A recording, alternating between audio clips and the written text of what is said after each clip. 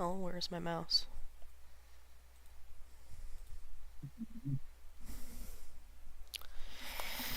Okay.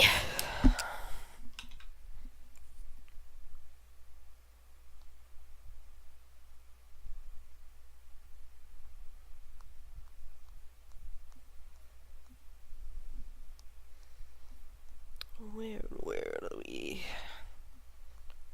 Oh, yes.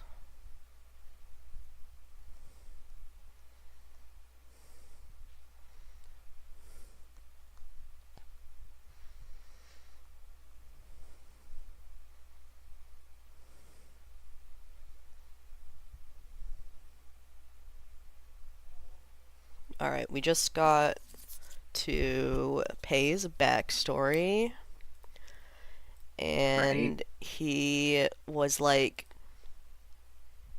forced into doing a coup by his bestie, basically. Right. Right. And so that ends.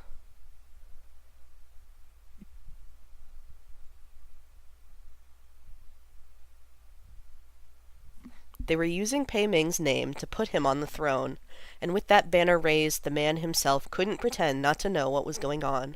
And so he picked up his sword at once and led a small, trustworthy troop of soldiers to rush the palace. It was the last battle of his life. Now we're on chapter Damn. 79. Panic left and right, east or west road undecided. Did General Pei win or lose? Shilian asked. Won and lost, Pei Shu answered. All the insurgents died by Pei Ming's sword. There were many of his former subordinates among them, men who he'd shared decades of friendship with. Pei Ming had always used his sword Mingwang to fight by their side. Now it was the weapon he used to butcher them. As the slaughter was coming to an Damn. end and the results of the battle were clear, it was unsurprising that the king of Shuli ordered for the injured, nearly immobile Pei Ming to be surrounded and charged with treason. Pei Ming was good at fighting wars, but legal battles were never his strong suit. He'd clearly been fighting for and defending the throne, but in the end he only earned a declaration that he should be put to death. Pei Ming held the pot in his hand. While he heard that Shilian and Pei Shu were discussing, he didn't have the energy to care. I should have known it was you. This is very much your style. Rongguang's resentment must have possessed the broken sword that had been so thoroughly dyed by the blood of millions. He'd connected with its bitterness, which had allowed him to survive this long. However, the voice inside the pot was cold. Your brothers are long dead. I'm nothing but a sword. Shilian knew that he might never admit to it, and that continuing to question him would be fruitless. Never mind, General Pei. Pei Ming nodded and returned the pot to Pei Shu. Thus they subdued two particularly nasty ghosts. Setting aside everything else, this could be considered a good start. General Pei and I will continue further towards Mount Tonglu, Shilian said. Banyue, how about you two? Will you go and find Lord Rainmaster? Lord Rainmaster has already gone on ahead to chase the evil creatures who kidnapped the farmers, Pei Shu said. To catch up, we'll need to head in the same direction as the General and Your Highness, so we are willing to join you and assist. Hold on, I'm gonna drink.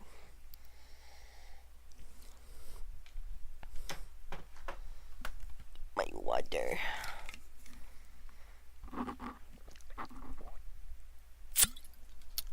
Scout. Pei Ming snapped out of it and knitted his brows slightly. Then we'd best hurry. The ruler of Yushi isn't a martial god, and the roads ahead is likely full of dangers. And so Shilian picked up Hua Chung.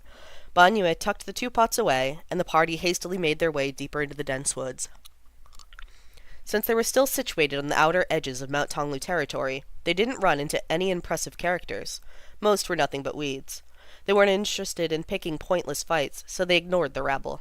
Some of those weeds were foolish enough to challenge them, but they were quickly scared away by Banyu and Pei Shu's scorpion snakes.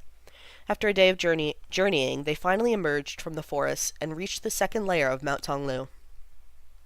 Here, the trees gradually became sparser, the roads grew progressively wider, and there were more traces of habitation.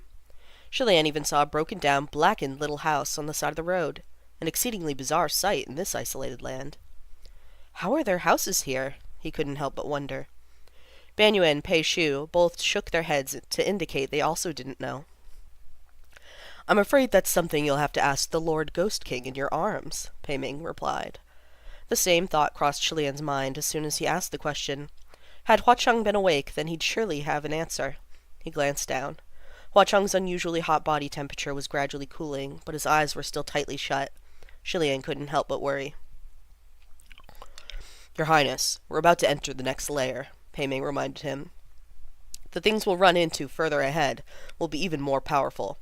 Shall we take a break and wait for Hua Chengzhu to wake? The group had come to a fork in the road, one path east and the other headed west.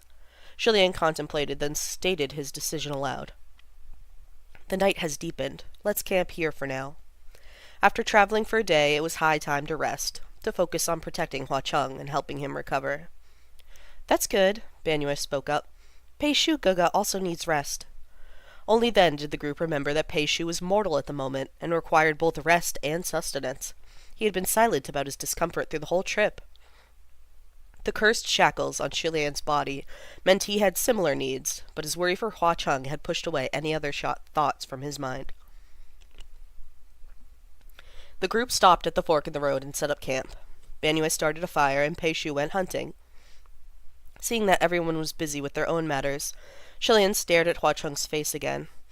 A moment later, instinct made him whip his head around, and sure enough, Pei Ming was watching the two of them. They stared at each other, and Pei Ming huffed a dry laugh. Fine, I'll go away. No, it's fine, Shilian said. It wasn't like he was thinking of doing anything unfit for the public. Why did Pei Ming have to make it sound like he was sneaking around? Just then, Banyue walked over holding a pot. General Hua! Shilian and Pei Ming both turned around.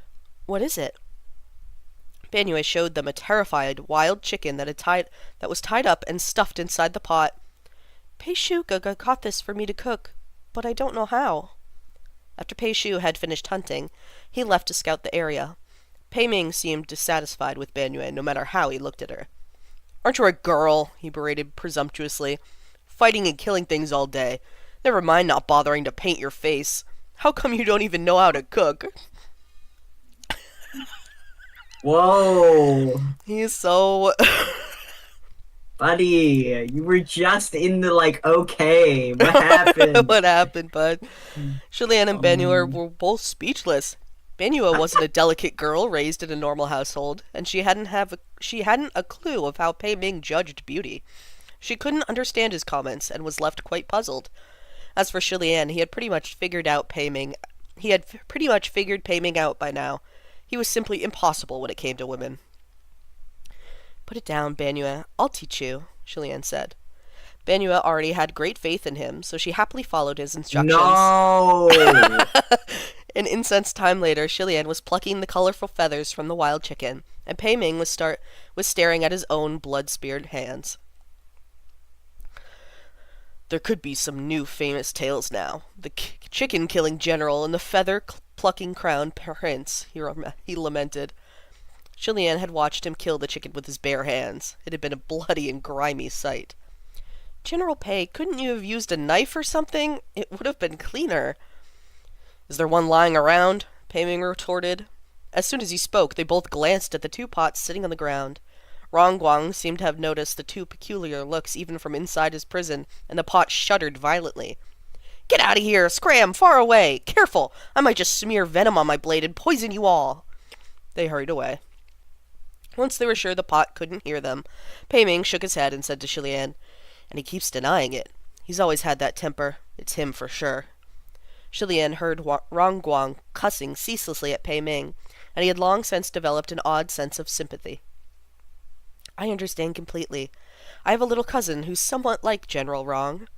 He knows more curse words, but he doesn't know how to do much other than spew them. I sent my mom a picture of the animals on the bed. She just texted me, no! I did, hours ago, mother. Hold on.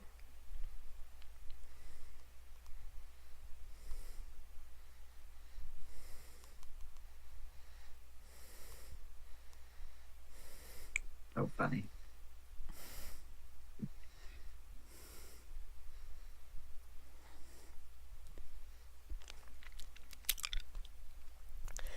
At least Rongguang could help Pei Ming fight battles. If Qirong was to... Oh my god, they're both wrong. If They Qirong... are both wrong. If Qirong was to help Shilian fight, he'd ruin Shilian long before he had a chance to be killed by the enemy. Pei Ming seemed to have imagined what Rong would be like if he couldn't fight. Just cuss, and he earnestly remarked, "That's honestly terrifying." Shilian threw the fully plucked wild chicken back into the pot, filled it with water, and started cooking it atop the fire. Every now and then he'd toss in some wild fruit or herbs for flavor. Banyue copied him and tried very hard to find something that looked edible to stuff into the pot. Pei Ming didn't understand what they were doing, but he didn't see any glaring problems since he'd never entered a kitchen himself. He helped by adding firewood to the campfire. "Your Highness, I have a question I've always wanted to ask you. It's never been an appropriate thing to ask since we haven't had more than a passing acquaintance." It was true that they'd never been close. Shilian's early impression of Pei Ming was that he was a skilled martial artist, but a villain and a womanizer. They'd even faced off against each other more than once. Now that they'd crossed paths a few times, his opinion had changed without him realizing it, and the relationship had grown somewhat friendlier. "By all means, General Pei, please ask." "You've been banished twice, and bear 2 cursed shackles on your person," Pei Ming said. "You could have asked the Emperor to remove them after you ascended the 3rd time. So why didn't you?"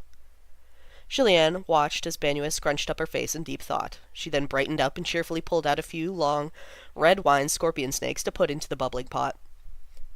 "Then, General Pei, I've also got a question I want to ask you," he replied, appearing unperturbed. "Please," Pei Ming said. "After you snapped Mingguang, why didn't you forge a new spiritual sword?" Shilian asked. Pei Ming raised his brows. "What an unpleasant question." Shilian matched his expression. "Likewise." The two shared a chuckle. Suddenly, Pei Ming said, "I never thought it was a beautiful story." "I get it," Shilian said. He was about to elaborate when there was movement behind him. He sensed something and looked back. Sun Long? Sure enough, Hua Cheng had sat up. Surprised and delighted, Shilian went over to help hold him up by the shoulders. "Sun Long, you're awake. You seem... bigger?" Before, Hua Cheng had looked like he was only a little older than 10, but now he appeared to be at least 13 or 14. When he spoke, his voice had changed from that of a child to a teen's slightly raspy tone. "Yes, thank you, Guga, for giving me relief." "What a joyous occasion," Pei Ming commented. "No need to thank me, Shilian replied, trailing off as he realized that he had said the word relief. His smile froze, and he wondered to himself, "That doesn't mean what I think it does, right?" A moment later, Hua Cheng grabbed his shoulders. "Your Highness, listen to me," he said darkly. "Something is rapidly approaching from the east. You must get out of its way." Shilian was taken aback. They both looked to the east like they could see through the endless black night and spot any figures skulking in the darkness. Although Shilian didn't sense anything. Still, he said, "Very well, we'll leave." "Where to?" Pei Ming asked. The road only forked into 2 paths, and Shilian said, "The west." Banyue grabbed the pot that was cooking over the flames, looking like she planned to bring it along. "Pei Shu Guga hasn't returned yet." Just as she spoke, a shadow came hurrying from the road to the west. It was Pei Shu, who had returned from scouting. "General, don't go down this road. There's a large group of nefarious creatures coming this way right now." "How many?" Hua Cheng demanded. Pei Shu was momentarily stunned when he noticed that Hua Cheng was the one who'd asked. "Judging by the ground tremors, at least 500. A martial god would never consider retreat unless there was absolutely no other choice. "Do we go west or east?" Pei Ming demanded. "West," Hua Cheng said with conviction. Shilian also replied, "West." For some reason, although there were more ghosts coming from the west, and not a single shadow in the east, Shilian's instincts told him the west was the much safer choice. Without further ado, the group hurried on their way. Shilian was originally prepared to kill without hesitation if they ran into any roaming hordes, yet he hadn't spotted a thing, even after running for several kilometers. He couldn't help but find it strange. "General Pei Jr., where and when did you hear that over 500 ghosts were approaching?" "Not far from here," Pei Shu said. "There were only a few kilometers behind me at the time, and moving with great speed." "Then this is very strange," Shilian commented. The group was running westward, and the horde of 500-some ghosts was rushing eastward. Both parties were moving quickly, so they should have run into each other by now. So why wasn't there a single ghost? and not even any commotion. Little Pei wouldn't have heard wrong, Pei Ming said. Maybe they went back the way they came. I don't think that's likely, Pei Shu said. Their pace really was extremely fast. It sounded as if they were running for their lives, Hua Cheng said. Suddenly, Shilian stopped in his tracks. And not just him. The entire group stopped. Just ahead of them, a field of corpses was blocking their way. Of those corpses, some were beasts and some were men, their bodies in all shapes and sizes. There were battered souls, wisps of black smoke, and ghost fires floating in the air. It was an exceedingly chilling sight. Shilian crouched to check. They really were running for their lives. They just didn't succeed. When Pei Shu heard this horde's approach, he turned back to inform Shilian and the others. And right after he left, something had chased them down and killed them all at once.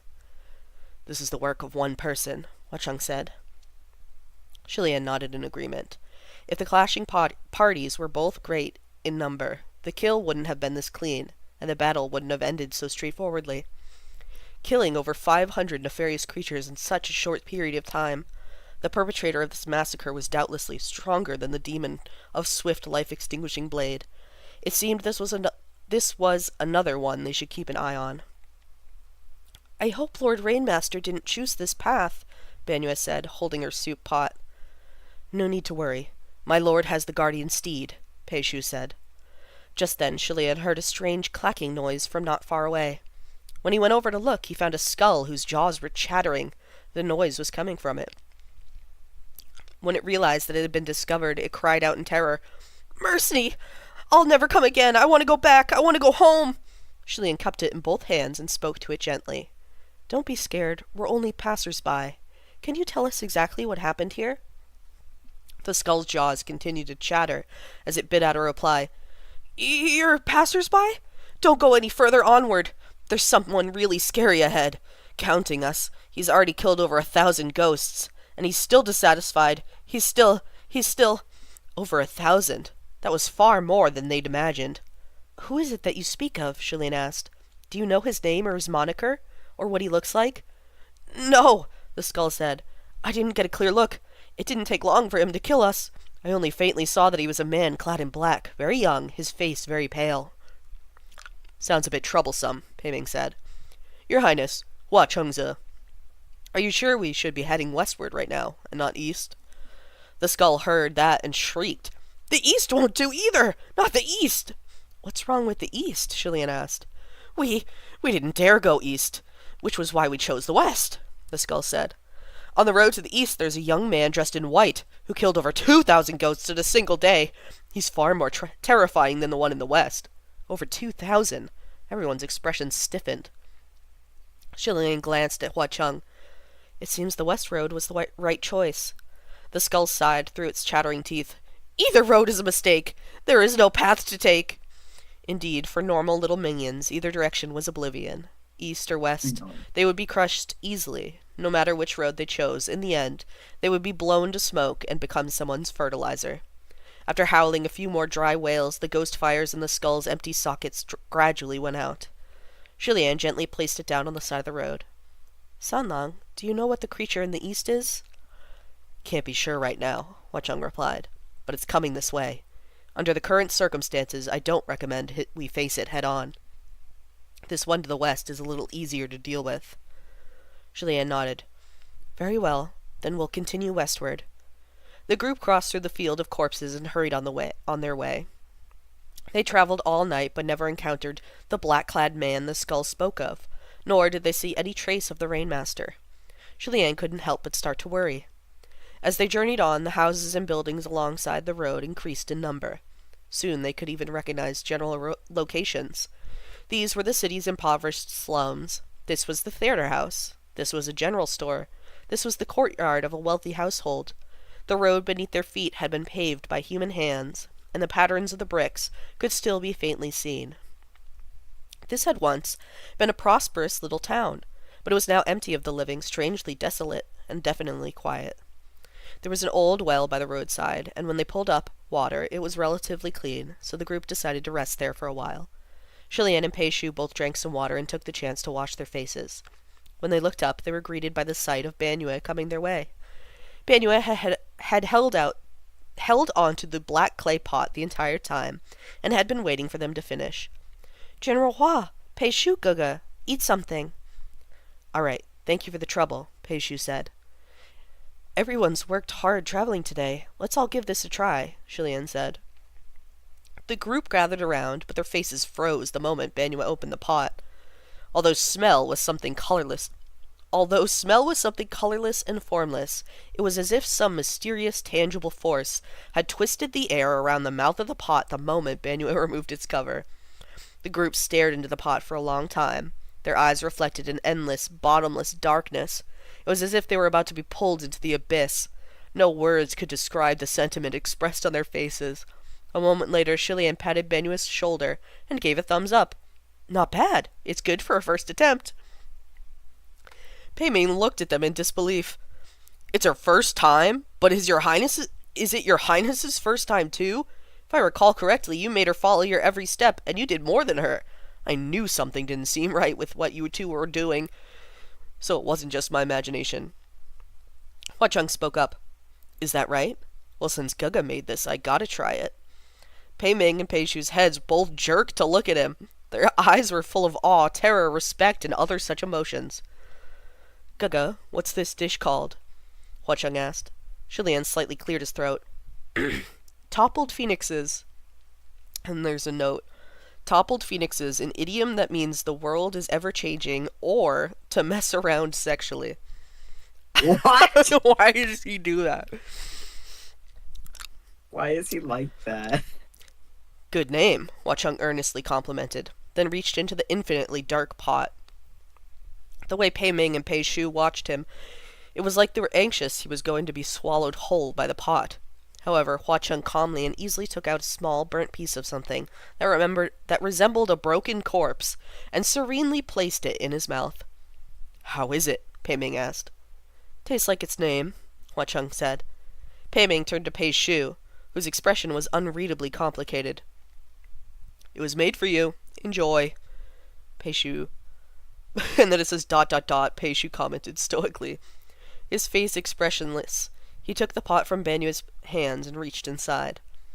Shilian used the cold well water to wash his face again and fixed his hair, then turned away from the others. He surveyed their surroundings. How come this place has so many traces of settlement, even though it's so isolated from the rest of the world? Could the area within the Tonglu Mountains actually be habitable?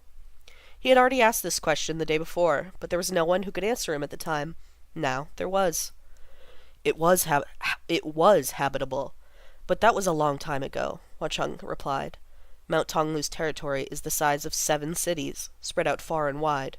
These houses are the remains of historical cities and towns from an ancient kingdom.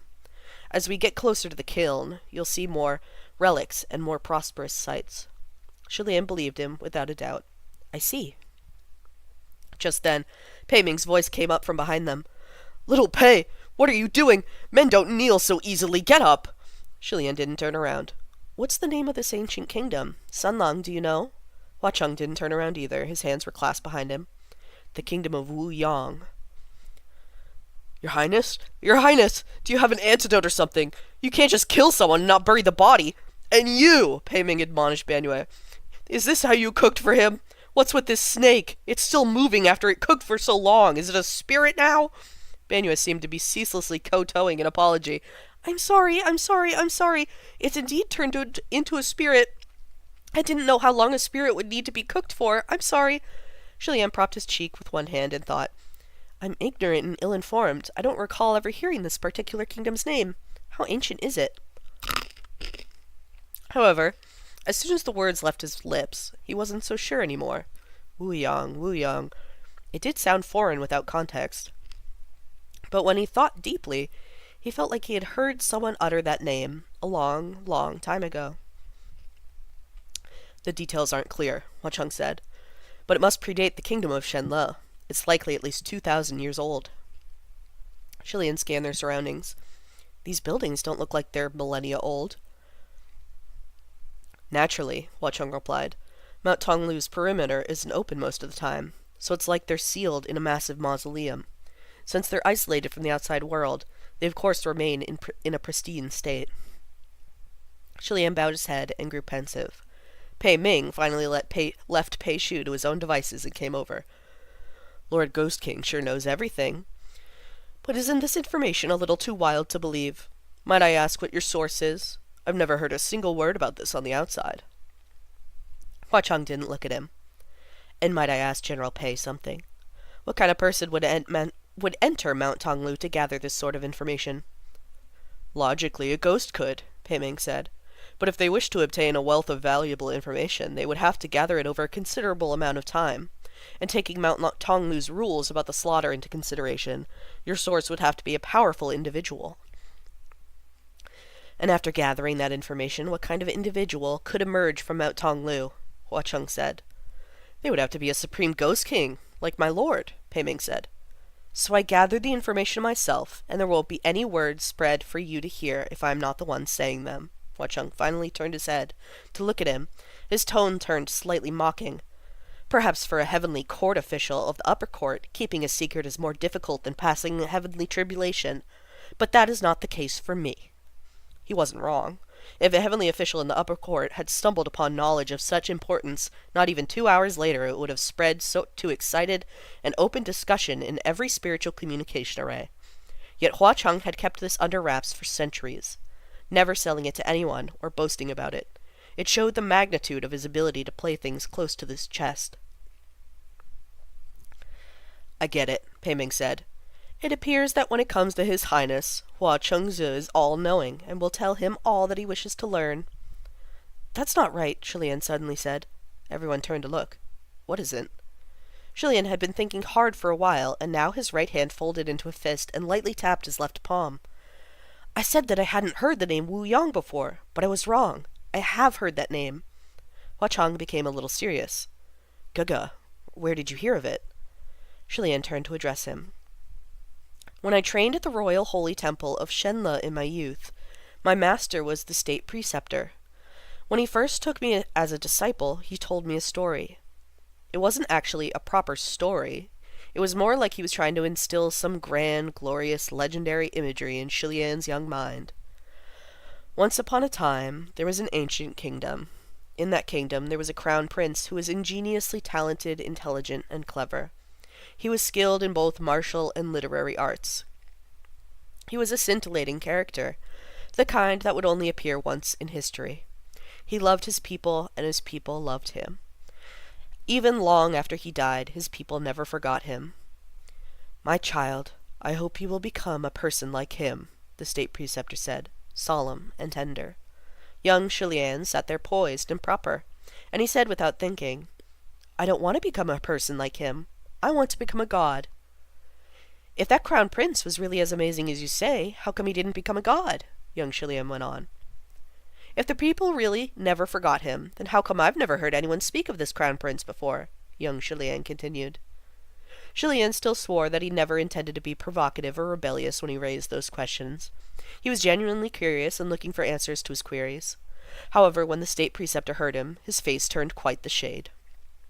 Why could Shi Lian recite Tao Te Ching forward and backward, as if it were a simple feat? Because the state preceptor made him transcribe Tao Te Ching 100 times that night, to do good by its name and cultivate both the body and mind. Shi Lian sincerely suspected that if not for his status as the honorable crown prince, the state preceptor might have had him kneel on nails as he wrote. In any case, every word of Tao Te Ching was deeply burned in Shi Lian's brain after the incident, and a faint impression of the crown prince of Wu Yang also remained. Shi Lian had always enjoyed reading, but he had never come across records related to the kingdom of Wu Yang in any old scrolls, so he figured the story was something the state preceptor had fabricated on the fly to educate him. Or perhaps the state preceptor had played too many games of cards and mixed up some of the details. However, he didn't feel the urge to blow his cover, nor the urge to copy Tao Te Ching another 100 times, so he didn't take it seriously nor to heart.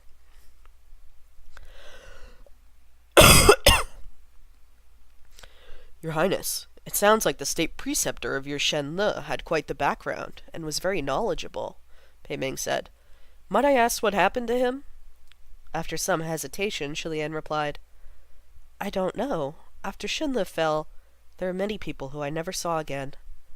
Just then he felt something tighten around his ankle and froze. "Who's there?" He was about to stomp and break the bones of whatever it was, but he looked down first. He breathed a sigh of relief. "General Pei Jr., what are you doing announcing yourself like this? That was close. I almost ruined your hand." The hand did, in fact, belong to Pei Shu. His entire body was sprawled on the ground, face planted in the dirt. His arms were outstretched, one hand gripping Pei Ming, the other Shilian. The two of them crouched to hear him speak. "What are you trying to say?" Banyo was still holding onto the cooking pot. "I don't know. Pei Shu Guga has been crawling all over the ground, and it seems like he's discovered something important." "Oh?" Pei Ming was amazed. "You managed to detect something even in your current condition? As expected of little Pei. So what did you find?" Pei Shu loosened his hand's grip and pointed in that direction. Shilian looked where he pointed. "These are," Shilian said. The group all gathered to examine them. "Ox hoof marks?" Pei Shu finally lifted his head from the mud. "These are marks left by Lord Rainmaster Guardian Steed," he croaked out. "Pei Shu Guga, your sentences are broken," Banue remarked. "I'm all right," Pei Shu replied. "Lord Rainmaster, Lord..." He was stuck on the word Lord and could no longer continue. Could he have been poisoned by a scorpion snake? Shilian wondered. "Their poison doesn't work like this," Banue said. "The Rainmaster already ran into black-clad man in the west and fought him," Hua Cheng said. "Really? How can you tell?" Shilian asked. Hua Cheng was about to speak when Pei Shu, whose speech was now fully broken, extended a shaky finger and started to write on the ground. Out of some odd sense of respect, the group gathered to watch him. The words "battle formation" were scrawled in crooked characters by his finger.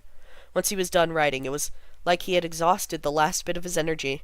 He clenched his hand into a fist and moved no more. Hua Cheng looked back up. "That's it exactly. The Rainmaster's steed is a black ox transformed from one of the golden beasts on the gate knocker of the kingdom of Yushi's royal cultivation hall. The steed is unusually steady and leaves no trace when it walks, but it changes form when it enters battle, and this hoofprint's shape is different from its normal hoof marks. It must be bigger." "Lord Ghost King is shockingly well informed," Pei Ming commented. Hua Cheng pointed at the marks on the ground and continued to speak to Shilian. "Guga, look here." Shilian moved his head closer. "Yeah, you're right. These hoof marks show up very abruptly, so the enemy must have caught them by surprise." "Yeah," Hua Cheng said. "And the mark is deep, so it's obvious the enemy was strong. The ox grappled the enemy with his horns and was pressed deep into the earth during the confrontation, at least 6 centimeters. They simulated the fight scene that had occurred, and Pei Ming also didn't back down. But in the end, it was a draw." "That's right," Shilian agreed. There was no trace of blood nearby, nor ghost chi dispersing in the air. It appeared that when they met, their match was quick and fierce, but they both abandoned the fight once they found the other too tough to handle. Hua Cheng informed them that the movement of the creature in the east had changed direction, and the group continued westward, though at a slower pace. Soon they came upon a peculiar-looking giant building on the side of the road. Looking at it from afar, it was more impressive than all the other houses around. Even though some of its enclosures and eaves had collapsed, it was still a sight to behold. Shilian unconsciously paused in his steps. "What is this place?" Hua Cheng gave it only a glance. "A holy temple of Wu Yang." Pei Ming had one of Pei Shu's arms hooked over his shoulders to drag him along. "And how does Hua Cheng Zhe know it's a holy temple?" "Because that's what's written on it," Hua Cheng said. Hearing this, the group looked up. A row of giant characters was engraved on the stone beam hanging before the gates of this building. While worn from age and scratched by strange marks, they were still quite clear. However, after some silence, Shilian said, "There's certainly writing, but he couldn't understand this writing at all. He was stunned that not even something like this could trip up Hua Cheng." Hua Cheng turned to Shilian. "The gist of the meaning is, the eminent crown prince descends with shining light to eternally protect the land of Wu Yang. Nothing but nonsensical praise. Guga, look at the last two characters at the end. Don't they resemble the modern characters for Wu and Yang?" The mention of the eminent crown prince stirred something slightly within Shilian. Taking a closer look, the row of characters looked like a child's drawings, all circles and curves mixed with odd symbols. However, the word Wu Yang was in shapes and strokes he was familiar with, as if this writing was a variant of his own language.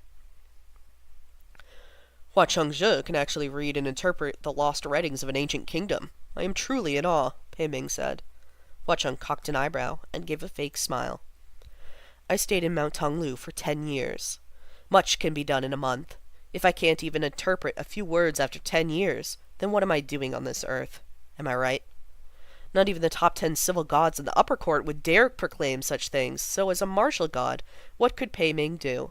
He could only give his own fake smile. Perhaps. Shilian puffed a light breath. Thank goodness Sun Long is here. I can only translate some rough Wu Yang phrases, Hua Cheng said. If we run into anything difficult, Gugga will have to help me. We'll evaluate it together. Shilian felt himself sweat nervously. I'm definitely not as good as San Long at this. But was the god worshipped by Wu Yang also their crown prince? Hua Cheng folded his arms. I think so, yes. Shilian frowned as he voiced his thoughts. If my master knew of the crown prince of Wu Yang, then he must have also known that he ascended. So why did he tell me that the crown prince died? There are 3 possibilities, Hua Cheng said. First, he didn't actually know. Second, he was lying. Third, he didn't lie.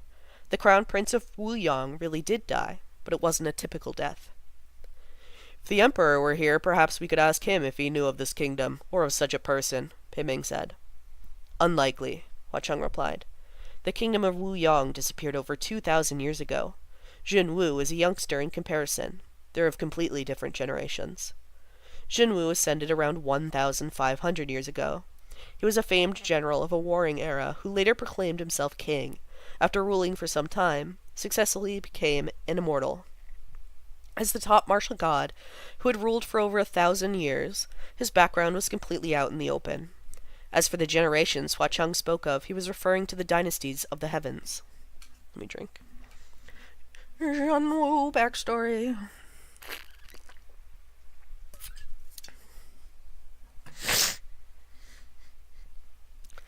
Jun Wu was the ruler of the current heavenly dynasty, and hundreds of heavenly officials formed the current upper court. The gods and government that preceded them belonged to a different generation. Just as regimes changed in the mortal realm, the heavenly realm also went through dynastic changes. It took considerably longer, but it was fundamentally the same. New worshippers replaced the old, and so did new gods replace the old. Sometimes, a god's decline wasn't the result of mistakes they made or a resulting banishment. Sometimes, it was because another, more powerful god appeared, and sometimes it was for no reason other than gradual changes in people's lives and beliefs, and the inheritable irrelevance that resulted. For example, a heavenly official who managed horses was likely quite comfortable in their position. People always needed reliable transportation, and they couldn't very well leave the condition of their horses and carriages to the whims of fate. Who wouldn't want their horses to be strong and healthy and their travels safe? Thus, this sort of heavenly official would always see regular devotion. However, what if one day mortals discovered something completely novel that ran faster than a horse? When this new invention inevitably overtook horses, worshippers of the heavenly official who presided over horses would decrease in turn. Heavenly officials such as these made up most of the heavens, blinking to life and flashing by like shooting stars. This was the cruelest way gods declined, because the process could not be reversed. A heavenly official in that situation was destined to watch their own decline until they disappeared entirely, unless they jumped down from the heavens, returned to being immortal, recultivated a new path, and then ascended once more as a brand new god. Not everyone possessed the courage and fortune to do something like that. The gods of the previous generation had faded in such a way. Some said it was because they caused a great calamity and waged a chaotic war, which was why they all fell from grace at the same time. But nothing could be proven, and it was no longer important regardless. A few centuries later, Jun Wu was born, and he heralded a brand new heavenly era.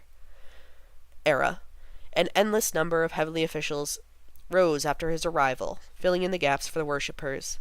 Gradually, the stable upper court of the current day was formed, which meant that unless there was a heavenly official who was older than the 1,500-year-old Jun Wu, there was no one who could know of the god worshipped in the kingdom of Wu Yang, or how he had been silently wiped from history. Their group crossed the most collapsed wall that once enclosed the premises and entered the darkened great hall. They hadn't gotten too far inside before Shilian noticed something amiss. He had initially thought the great hall was dark, because the interior hadn't seen light for years, and all its windows were shut.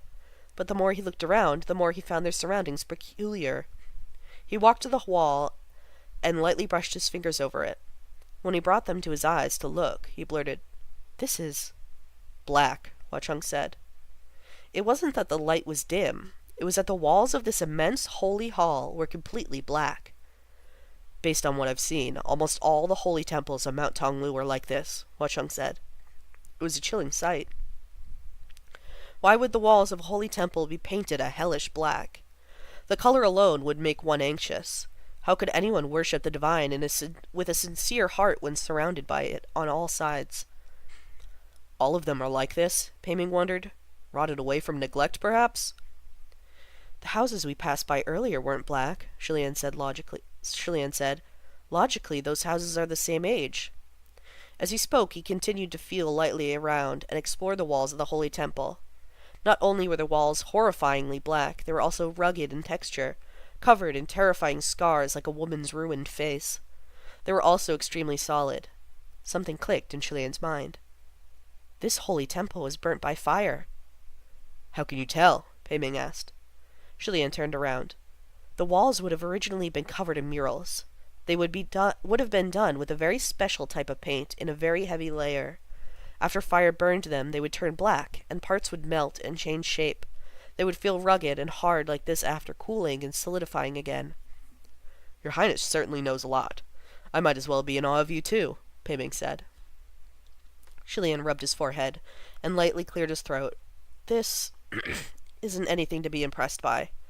I only know because many of my crown prince temples ended up like this after they were burnt." At that, the group fell silent. Shilian suddenly remembered another thing. "And that stone beam outside! There were scratch marks all over, the praise engraved on it. It didn't look like regular wear and tear. People must have slashed at it with blades." Pei Ming frowned. "Why would they do that?" "Because they didn't agree with the words," Hua Cheng coldly replied. "That's right," Shilian said. "The same as smashing an establishment plaque." Banyue was slightly taken aback. "So this holy temple was burned down by the people of Wu Yang themselves?" They fell into silence again. Shilian was about to speak when Pei Ming said, "What is the meaning of this?" Shilian turned to see. Stop, I just remembered what happened. "What is the meaning of this?" Shilian turned to see. Pei Ming had his left arm raised, and a scorpion-tailed snake was biting deeply into his hand, its tail also swinging vigorously, attempting to sting him. Banyue was about to kneel again. "I'm sorry, I have snakes all over my body." Shilian didn't know whether to laugh or cry, and held her upright. "Banyue, don't get into the habit of kneeling to apologize. General Pei, how did you get yourself bitten by your snakes?" Pei Ming's face was dark. Still holding up his arm, he replied, "How should I know? I only put my arm around her, and this happened." "Then, General Pei, what are you doing putting your arm around her?" Shilian asked patiently. Pei Ming fell silent. It was only as he started to contemplate the question that he seemed to notice the problem. A moment later he answered, "Habit. Isn't it normal to hold a woman in your arms in a dark, creepy place like this to comfort them and calm their fears?" "I'm sorry, but I wasn't scared," Banyue said. Shilian understood. This was nothing more than a tragedy inflicted on Pei Ming by his own itchy hands. Pei Ming finally yanked off the scorpion snake, but his left hand was already hugely swollen. Give me the antidote, quick." "I'm sorry, I already used up the Shenyue ferns I had on me," Banyue said. "It's all right," Shilian said. "General Pei, you're a heavenly official. The swelling will go down soon enough." Then he turned around and continued to examine the walls. As his eyes swept over a blackened area, he froze. "Everyone come see," he called. "There's still a face on this wall." That's the end of the chapter. Wow. This fucking guy. It's so funny, bro.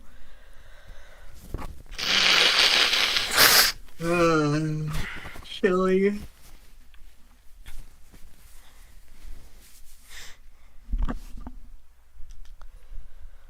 Shenwu backstory. Dude. Daddy backstory. And it's implied that Shilian's teacher is over 2,000 years old. a long time to be alive. Yeah, dude. A long, long time. Yeah, dude. That's why he's probably so fucking. Remember when Chilean was trying to save the people and he was like so apathetic to it? That's probably why, because he's like Yeah, 2,000 years yeah, old. yeah. Probably. Funny. Okay, are we done? Yeah. Okay. These guys are having insane butt sex right now. Oh, Like insane. hold on.